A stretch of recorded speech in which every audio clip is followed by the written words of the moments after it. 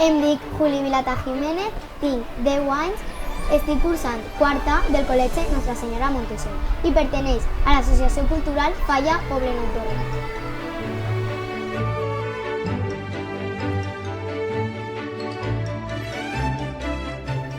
Soc fallera des de que vaig néixer. El que més m'agrada de les falles és que és la festa més tradicional de València. Passa de generació en generació, dels més grans als més menuts. Dins de la meva falla, el que més m'agrada és tot, no em puc decidir.